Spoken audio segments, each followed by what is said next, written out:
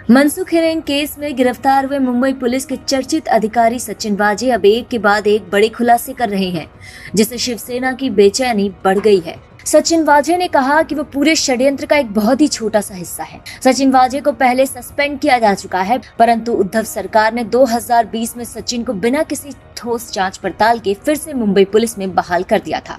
TFI पर आपका स्वागत है। मैं महिमा पांडे आपको बताने जा रही हूँ सचिन वाजे के बारे में, जिन्होंने हाल ही में मनसुख हिरेन मामले में बड़ा खुलासा किया है। हाल ही में मुंबई पुलिस के चर्चित अधिकारी सचिन वाजे मनसुख हिरेन की रहस्यमयी मृत्यु के बाद NIA द्वारा हिरासत में लिए गए हैं। उन्हें स्थानीय न्यायालय ने 25 मार्च तक NIA को सौंप दिया है। इससे सत्ताधारी शिवसेना के हाथ पांव फूल रहे हैं, क्योंकि यदि सचिन का मुंह खुला तो शिवसेना की खिचड़ी सरकार भरभरा के कुछ ही महीनों में ध्वस्त हो सकती है। दरअसल उद्योगपति मुकेश अंबानी के घर के सामने जो विस्फोटकों से भरी SUV पार्क की गई थी, वो मनसुख हिरेन नामक व्यक्ति द्वारा रजिस्टर कराई गई थी। पूछताछ को शुरू हुए एक हफ्ता भी नहीं हुआ था कि मनसुख की लाश रहस्यमयी परिस्थितियों में बरामद हुई। परिजनों ने वरिष्ठ इंस्पेक्टर सचिन वाजे पर मनसुख की रहस्यमयी मृत्यु के पीछे होने का आरोप लगाया और हाल ही में अग्रिम जमानत याचिका रद्द होने पर सचिन वाजे को NIA द्वारा हिरासत में लिया गया है। तो इसका शिवसेना से क्या लेना देना है जो वो इतना विचलित हो रही है।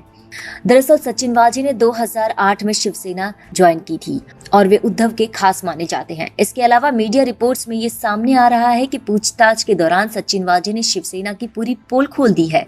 ABP न्यूज की रिपोर्ट के अनुसार ताजा अपडेट है कि सचिन वाजे ने कबूल कर लिया है कि वो मुकेश अंबानी को दी गई बम वाली धमकी षड्यंत्र का हिस्सा थे। इसी खबर में सूत्रों के हवाले से बताया गया है कि वो इस पूरे षड्यंत्र का एक बहुत ही छोटा सा हिस्सा थे और बड़े खिलाड़ी शिवसेना के वो नेता हैं जिनका उन्होंने नाम लिया है।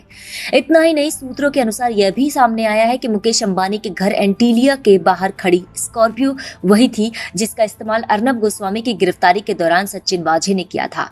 रिपब्लिक टीवी के संस्थापक को गिरफ्तार करने के लिए अलीबाग पुलिस गई थी, जिसका नेतृत्व सचिन वाजे ने ही किया था। ATS को अब वो CCTV फुटेज भी मिल गई है जिसमें अर्नब गोस्वामी की गिरफ्तारी से उसका कनेक्शन सामने आ रहा है। यह भी पता चल रहा है कि उस गाड़ी का रजिस्ट्रेशन नंबर फेक है। इसके अलावा स्कॉर्पियो के साथ जो संदिग्ध इनोवा कार मिली थी वो आश्चर्यजनक रूप से मुंबई पुलिस प्रमुख परमबीर सिंह के कार्यालय से बरामद हुई है। अब सचिन वाजे का ये कहना है कि इस खेल में वो तो मात्र एक मोहरा ही थे, कई नेताओं को बेचैन करने के लिए काफी है। ये बेचैनी शिवसेना के नेताओं में स्पष्ट तौर से दिखाई दे रही है।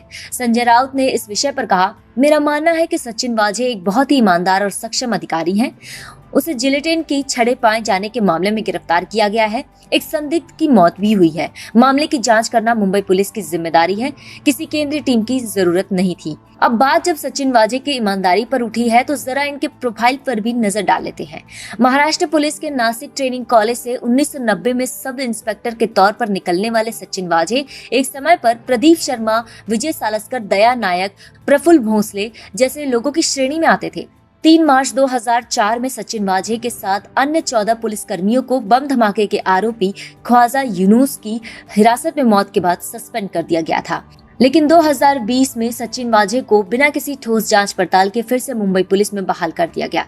चलिए एक बार को मान लेते हैं कि सचिन वाजे निर्दोष थे और अब भी मुकेश अंबानी वाले मामले में उनकी कोई स्पष्ट भूमिका नहीं थी। यदि ऐसा है तो फिर शिवसेना को चिंता करने की जरूरत क्या है? आखिर ऐसे क्या समस्या थी जो सचिन वाजे का गुपचुप क्राइम ब्रांच से ट्रांसफर कराया गया? ऐसा क्या हुआ कि उद्धव ठाकरे भड़कते हुए ये बोल उठे कि सचिन वाजे के साथ ओसामा बिन लादेन जैसे व्यवहार किया जा रहा है? इन सवालों के प्रति शिवसेना की असहजता कहीं न कहीं इस बात की ओर इशारा अवश्य करती है कि दाल में कुछ तो काला है। इसलिए मुकेश अंबानी के घर के सामने पड़े SUV मामले की जांच अब NIA को सौंपी गई है तो शिवसेना बौखला गई है। असल में ये बौखलाहट शिवसेना के भय को स्पष्ट रेखांकित करता है, जो इस बात से डर रही है कि कहीं सचिन वाजे कुछ ऐसा ना बोल जाएं जिसके चक्कर में उनकी सरकार कुछ ही महीनों में भरभरा कर गिर जाए। वैसे भी सचिन वाजे को 25 मार्च तक के लिए NIA को सौंप दिया गया है। ऐसे में आगे और बड़े खुलासे होने की संभावना है।